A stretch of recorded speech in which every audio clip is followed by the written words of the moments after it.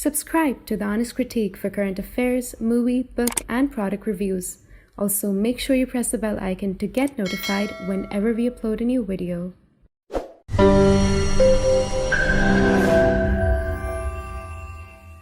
The views, information, or opinions expressed during the video series are solely those of the individuals and do not necessarily represent those of The Honest Critique and its employees. The following video contains strong language which may be offensive to some viewers. Viewer discretion advised. Hello and a very warm welcome. I'm delighted to be joined by Ambassador Dennis Ross, Chairman of the Jewish People Policy Institute, who played a leading role in shaping US involvement in the Middle East peace process, dealing directly with the parties as the US appointment on the peace process in both George H.W. Bush and Bill Clinton administration, served as Special Assistant to President Obama and Secretary of State Hillary Clinton. So thank you so much, sir, for taking your time and speaking to us. So I wanted to start a little with your understanding of what the prisoner deal looks like. We have seen, for example, that it's a certain way of having a temporary ceasefire. But is that something that Israel would want it in the first place, provided that the war has been going on for so long and there has been a temporary ceasefire to release the hostages from Hamas, and Israel willing to release some of the underage Palestinian prisoners in return? So what do you look at? I think we have to look at this from the standpoint of how the Israelis, and especially the Israeli military, looks at the issue of the hostages. From the standpoint of the Israeli military and the government, they let down the Israeli public, and especially those who lived in the South. The reason there are hostages is because they didn't do their job. So the fact that they have a military campaign in Gaza now, which I have to say looks increasingly successful and is putting real pressure on Hamas, that if this was purely a decision to be made only about the efficacy of their military campaign, they would not be doing they would not be accepting a pause. They would not be focused on it, but they can't. They realize that their first obligation is to get the hostages back. And if it means that they will release Palestinian prisoners to get them back, they'll do it. If it means they have to have a pause for a period of time, they're willing to do it. But they will not end the military operation. That will resume, even though this pause could go on for several more days beyond the scheduled 4 or 5, because part of the deal is for every additional day they would be willing to accept a pause is based on Hamas being willing to release another 10 hostages per day. So what you're getting here is the Israeli priority to get the hostages back, even if it comes at some cost to their military operation and military objectives. They will go back to that. But this is kind of a first things first preoccupation. And you're looking at, the initial hostages to be released are women and children. There are estimated 40 children who are hostages as young as 9 months. It's kind of unthinkable that anyone would grab a 9-month-old, a 3-year-old, but that's who Hamas is. There are the limits of for Hamas seem not to exist at all when it comes to dealing with the reality of Israel.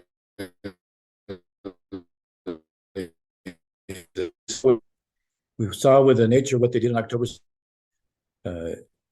They cut a baby out of a pregnant woman's stomach. They were amputating the arms and the feet of kids in front of their parents.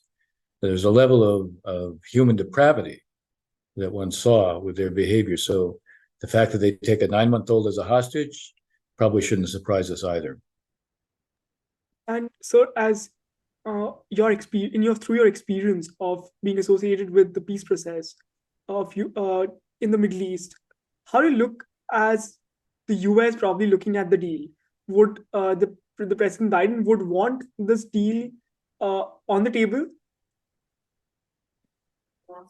Well, I think the Biden administration, especially President Biden, has basically believes that Israel is right, that it cannot live with a Hamas threat next door. And so he supports the objective of ending Hamas's control in Gaza. But he also feels that you can't just look at this as a narrow military campaign with a narrow military objective. You're going to need to reconstruct Gaza. You're going to need to have a different relationship with the Palestinian Authority in the West Bank, which itself needs to be reformed. It's highly corrupt. The governance is terrible. It needs to be reformed and revitalized. And somewhere down the road, you have to have a two states for two peoples outcome. You have two national identities competing for the same space, two national movements. So the idea that they're not going to coexist in one state. One of these national identities will try to dominate the other. So you need two states for two peoples. Biden is trying to look at this from the standpoint of this has been catastrophic. October 7th was for Israelis the darkest day in their history, and one that will take some time to overcome emotionally and psychologically. But to think that when you end this, you just go back to behaving the way you did on October 6th, that can't be the case. So one thing is that Hamas can't be in power any longer in Gaza. That's one way of saying, okay, October 7th has changed that reality forever.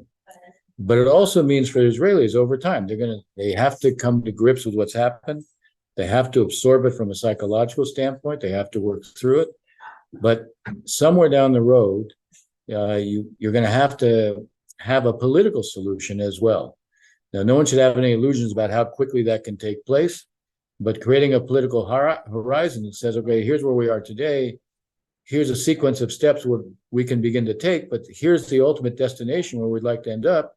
That's what I think President Biden is trying to communicate, not only to the Israelis, but to the Palestinians and to Arab states as well.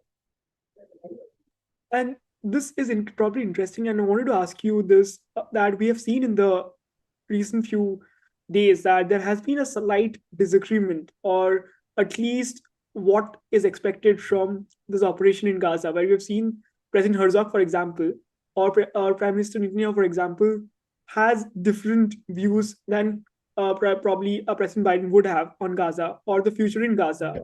But right after we see a temporary ceasefire, do you think Israel will still look to pursue or like to have control over Gaza, or go back to the previous status quo ante that was there in 2005? Yeah, I would be a little cautious about interpreting where Prime Minister Netanyahu is coming from in terms of the future. He knows where his public is right now. He also knows that there is extremely weak support for his government within the country at this point. The military is highly trusted. The government is not. And there will be a political reckoning in Israel when this is over. It's inevitable. And we're going to probably see a very different political reality in Israel when this is over, although it'll take some time for that to work itself out. I think that if you look carefully where the Israelis are coming from, number one, they do not want to occupy Gaza when this is over. But also, they're not just going to leave Gaza and leave a vacuum to allow either the remnants of Hamas to come back or some equivalent actor to emerge. So there needs to be a handoff. Now, President Biden talks about the Palestinian Authority from the West Bank coming back and having responsibility in Gaza, but there's been a tendency for many observers to ignore the word that he put in front of this. He said, ultimately. Now, what that means is somewhere down the road, they come back. That's not possible now. First, they're not going to come in. They're much too weak. They themselves need a complete overhaul in terms of reform and reconstruction. And so what I think you're really going to have to look at is some kind of interim administration where there's an international mandate. It could be through the UN. I mean, if you look at something like after the Khmer Rouge in Cambodia, you actually had a UN mandate and an internationally run government for a transitional period. Now, I'm not saying it'll be exactly the same, but I could see some kind of mandate for under an international umbrella, could be the UN. Probably if the US were to suggest a UN mandate for Gaza, the Russians would veto it. But if the initiative came from others. If it came, for example, and a coalition of Arab states, Putin would not veto it. If it came from India, as an example, Putin would not veto it. So what we need is an international administration. I'd like to see Palestinian technocrats run the day-to-day administration within Gaza. I would like to see some kind of mixed regional and international force that would provide effectively law and order. I think that Israel is not going to be prepared to stop this until it has destroyed most of the Hamas military infrastructure, which means weapons, the industrial base that they have created. They provide very little for their public economically, but they do a lot for themselves militarily. So there's this huge warren of tunnels underground. All that material could have been used above ground. Those tunnels could have been used to protect the civilians. None are allowed to be in there. This is about protecting the leaders, the weapons, their fighters. So destroying that, or the bulk of it, destroying the military infrastructure, destroying the command control, in effect, undermining the organizational coherence of Hamas. It doesn't mean that every Hamas member, a follower, fighter, is somehow going to disappear. But if they've lost the capacity to control Gaza, if they've lost the capacity to resist this new administration and an international security force of some sort, and but we know international forces are going in there unless Hamas has already been subdued. If they're not going in there to impose on Hamas, Israel will basically have to succeed in ensuring that Hamas cannot be in control of Gaza anymore and is too weak to resist anybody coming in from the outside. Those are achievable objectives, even if they're not easy to achieve. When I hear annihilate Hamas or eradicate Hamas, that's not achievable. First, Hamas exists outside of Gaza. Secondly, Israel is not going to find every single Hamas follower, fighter, and so forth. But it basically can destroy its organizational coherence. It can deny its command control, so individuals will have nobody to follow. And if there's no longer an organization, and if, to give you an example, Hamas has 24 battalions in all of Gaza. Israel at this point has probably destroyed close to half of those. So it's now they had 14 of the 24 battalions in the northern part of Gaza, and Israel is pretty close. They haven't succeeded yet, but they've dismantled and destroyed most of those. So there are achievable military objectives here. What's important is that this is then connected to a new political reality. And I think that's the essence of what we're trying to achieve. To get the time and space to do it, it has to do a better job on the humanitarian front. And I wanted to understand from this perspective, how does the role of IDF, for example, change with this temporary ceasefire being imposed? Does it, or will it still continue with its aggressive military campaign in the southern part of Gaza, probably after the prisoner exchange is done and dusted? And does it also by any chance reduce the morale of the IDF, provided that a prisoner exchange was not on the cards? And we have seen in the past as well, the prisoner exchange, how it has went in the past. So does it reduce the moral or the locus standi of Israel by any chance in the following days? Yeah, I think we have to see it for what it is. From an Israeli standpoint, they will pause to get as many hostages out as they can get. And Hamas has an interest in extending the pause because it's under terrific military pressure and it's feeling the pressure. So it would like to extend the pause, but it's not. The Israelis in the end are not going to stop. They'll stop for the period of the agreement. They're not going to stop after that. I mean, of course, there is a way for Hamas to avoid this from going on. All of its leaders could agree to leave. You could, if you go back to 1982, There was a siege of Beirut for 9 weeks by the IDF, and Yasser Arafat and the PLO left Lebanon. You could have the same thing here. If Hamas had an interest in sparing the people of Gaza, it would agree to leave. It would agree to release all the hostages, and it would agree to leave. And you know, if such a proposal on the world stage, I think should be made. I'd like to see it made, because this would spare the people of Gaza, and yet it would also address what is the Israeli objective in the end, that it's not going to have a threat from Gaza from Hamas next door.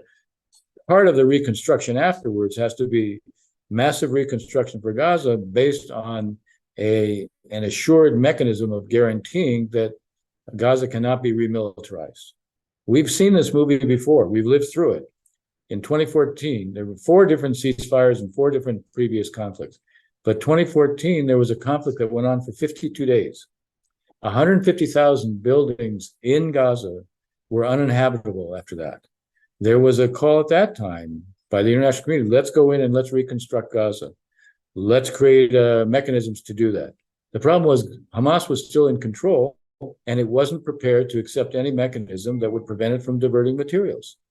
So you're not going to have anyone invest in rebuilding Gaza when they know that Hamas is still there. We know they will rebuild, and we know at a time of their choosing they will trigger a new conflict, which will mean everything that's invested ends up being destroyed.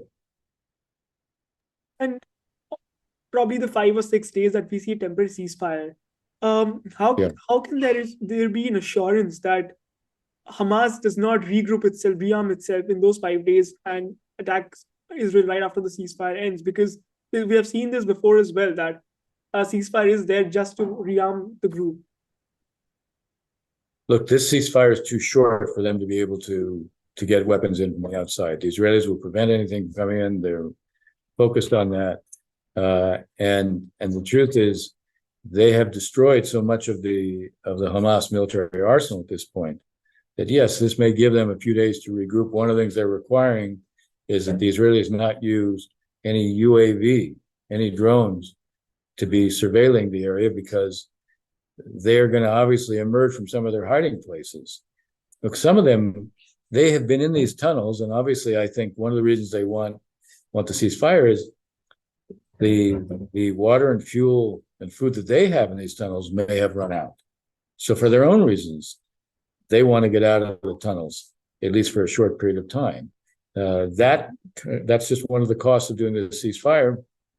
And as I said, if it was only military considerations that were guiding the decision-making in Israel, you wouldn't have this pause. But they have the hostages, and their first obligation, especially to citizens whom they failed to protect them. And so they understand their obligation is to get them out. After they get them out, they will pursue what is the larger strategic objective of no longer having a threat coming from Gaza because Hamas is no longer in control. So I have 3 questions in the end to ask you, and I'll just ask a couple of questions on actually the hostage crisis and move to the last question. So one of the things that I wanted to ask you is about, do you think there will be a distinction made between exchanging the non-Israeli hostages first, especially the Americans, to the American public or the policymakers, that we've seen, especially Hamas choosing on the very initial front to leave out 2 American hostages, releasing 2 American hostages initially? So do you think that will be a distinction made between Israeli and non-Israeli hostages in this prisoner exchange? There is 3 Americans are part of this initial exchange. There are a total of 9 Americans we think that are being held hostage. So you're talking out of a total of 240. They're a very small percentage. I think the total number of foreign hostages is something like maybe 30 or 40 out of the total. There is some indication that Hamas is prepared to treat them differently. We'll see, whether whether they might be releasing other hostages. I mean, it's ironic that they would be holding foreign hostages. So one of the questions that I wanted to ask you is, what can the international community do, probably, to either pressurize or ask Egypt or Jordan to take some of the people who are stuck in the southern side of the Gaza for humanitarian causes? Look, it's not, this issue is treated differently than, say, for example, Ukraine. Ukraine, 15% of the Ukrainian population left and basically moved to their neighboring states. That won't happen here because there's this perception that this is a way to try to end the Palestinian issue by displacing the Palestinian population. So Egypt won't take any, Jordan won't take any, other Arab states won't take any.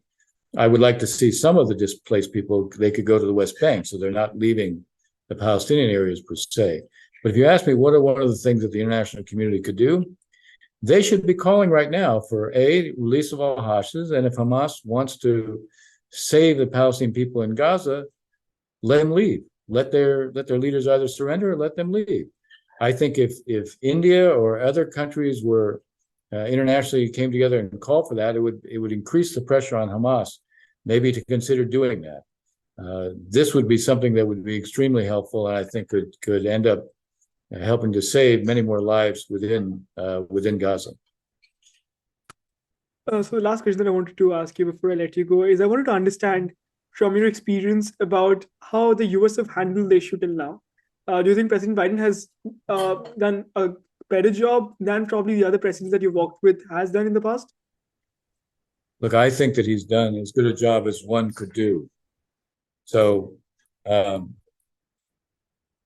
this is a very difficult situation. It's very hard to handle it. He needed to stand by Israel. It puts him in a position where he can ask something of Israel. Thank you so much for taking time and speaking. Yeah.